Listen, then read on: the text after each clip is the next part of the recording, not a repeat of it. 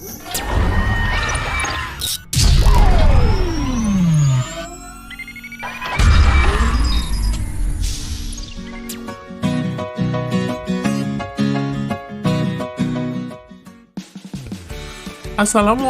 warahmatullahi wabarakatuh.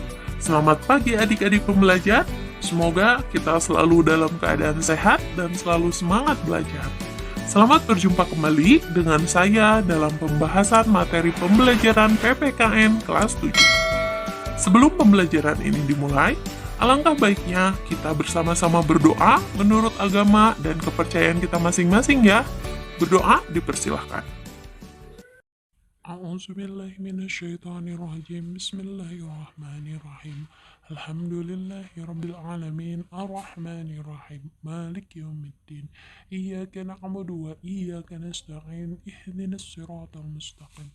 Siratal ladzina an'amta 'alaihim ghairil maghdubi 'alaihim waladdallin. Amin. Rabbi zidni ilman warzuqni fahman waj'alni minas sholihin. Selesai. Pada pertemuan sebelumnya, kita telah membahas materi bab 6 mengenai subbab A, yaitu daerah dalam kerangka Negara Kesatuan Republik Indonesia. Dengan pembahasan yang pertama, perjuangan menuju Negara Kesatuan Republik Indonesia, serta materi yang kedua yang memaparkan pengertian daerah dalam kerangka Negara Kesatuan Republik Indonesia. Nah, pada pertemuan kali ini, kita akan melanjutkan materi pada subbab B yang membahas mengenai peran daerah dalam kerangka Negara Kesatuan Republik Indonesia.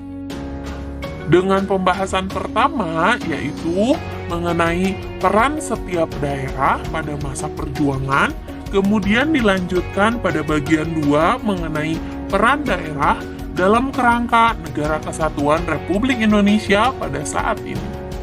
Untuk membahas materi kali ini, kalian bisa buka buku paket pegangan siswa, yaitu buku paket PPKN kelas 7, kurikulum 2013, revisi 2017, pada halaman 151 sampai halaman 159. Baik, kita mulai saja ya. Subbab B mengenai peran daerah dalam kerangka Negara Kesatuan Republik Indonesia. Dengan pembahasan pertama, yaitu peran berbagai daerah dalam perjuangan kemerdekaan. Sudah kita ketahui bahwa kemerdekaan yang diraih oleh bangsa Indonesia merupakan hasil perjuangan rakyat di seluruh wilayah dan daerah-daerah di Indonesia. Seluruh rakyat dari setiap daerah-daerah berjuang bersama-sama untuk merebut kemerdekaan yang diambil oleh penjajah. Penjajah yang awalnya melakukan perdagangan di Indonesia, namun dengan segala potensi dan keindahan yang disajikan negara Indonesia, bangsa Barat pun berubah sikapnya untuk menguasai dan menjajah Indonesia. Kedatangan bangsa Portugis, Belanda, dan Jepang di wilayah Indonesia yang diteruskan dengan penjajahan mendapat perlawanan dari bangsa Indonesia di berbagai daerah. Perjuangan dalam merebut kemerdekaan dilakukan sebelum kemerdekaan dan setelah kemerdekaan. Perjuangan-perjuangan sebelum kemerdekaan dilakukan dengan perjuangan fisik dan bersifat kedaerahan, yaitu seperti perlawanan semasa penjajahan Portugis diantaranya sebagai berikut. Yang pertama, perlawanan rakyat Maluku yang dipimpin oleh Sultan Harun. Kemudian perlawanan rakyat Demak yang menyerang Malaka dipimpin oleh Pati Unus dan menyerang Sunda Kelapa dipimpin oleh Palatehan. Kemudian, selama penjajahan Belanda, banyak perlawanan antara lain sebagai berikut, yaitu perlawanan rakyat Aceh dipimpin oleh Cut Nyadin, Tengku Umar, Panglima Polem, dan yang lainnya. Perlawanan selanjutnya yaitu perlawanan rakyat di Sumatera Utara yang dipimpin oleh Raja Sisingamangaraja 12. Perlawanan di daerah Jawa dengan tokohnya seperti Sultan Ageng Tirtaryasa, kemudian Sultan Agung, dan Pangeran Diponegoro. Di Kalimantan, rakyat melawan penjajah dipimpin oleh Pangeran Antasari, kemudian perlawanan rakyat Sulawesi dengan tokohnya Sultan Hasanuddin, kemudian Maluku dipimpin oleh Patimura, serta perlawanan rakyat Bali dipimpin oleh I Gusti Ketut Jelantik. Perjuangan merebut kemerdekaan mengalami perubahan strategi. Setelah kebangkitan nasional pada tahun 1908, perjuangan yang sebelumnya bersifat fisik dan kedaerahan kemudian berubah menjadi perjuangan dengan mengutamakan organisasi dan bersifat nasional. Pada saat perjuangan ini, berdirilah organisasi perjuangan di beberapa daerah seperti Jong Minahasa, Jong Islami Tenbon, Jong Ambon, Budi Utomo, Sarekat Islam, Partai Nasional Indonesia, dan sebagainya. Juga muncul tokoh-tokoh asal daerah di Indonesia yang menjadi tokoh nasional seperti Soekarno, Muhammad Husni Tamrin, Muhammad Hatta, Lim Kon Hian, Andi Petarani, Aamar Ramis, Latu Harhari, dan tokoh nasional lainnya.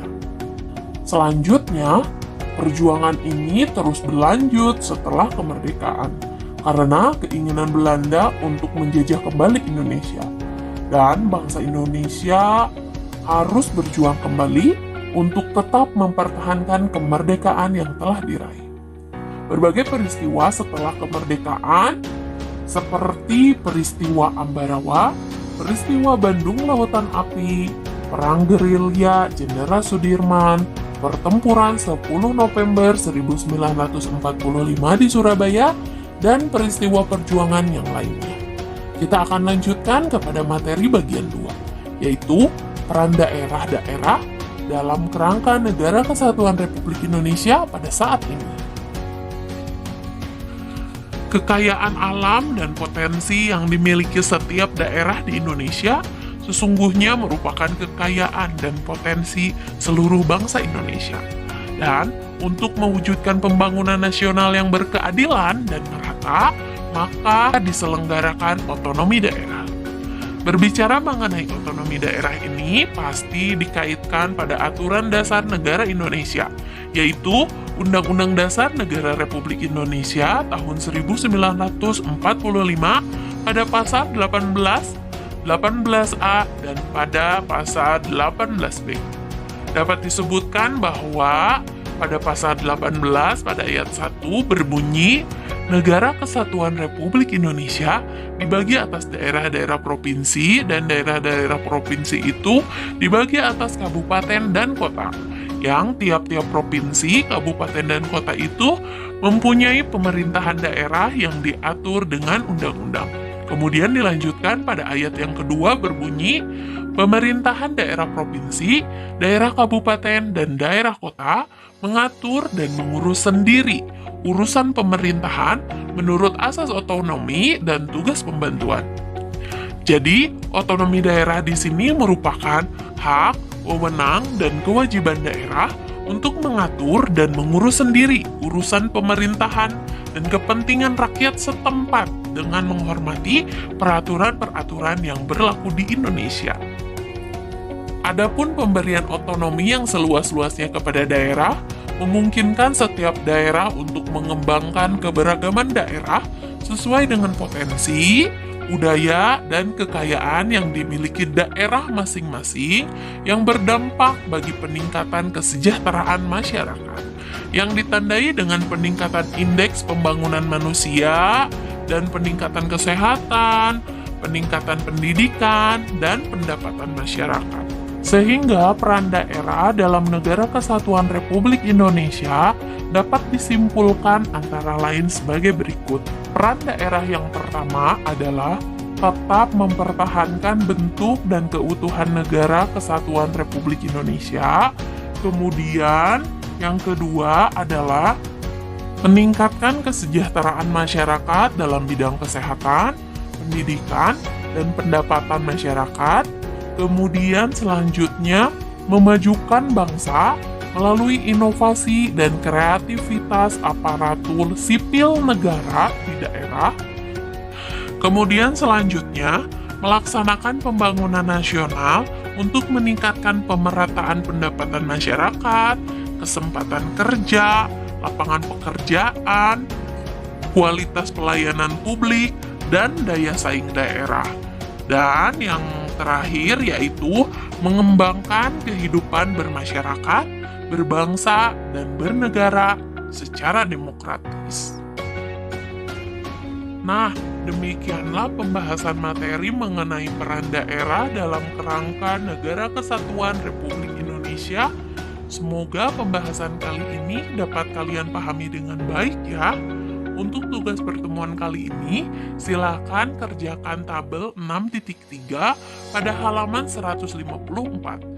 Insya Allah minggu depan kita akan melanjutkan materi pada pembahasan bagian C, yaitu bagaimana mempertahankan Negara Kesatuan Republik Indonesia.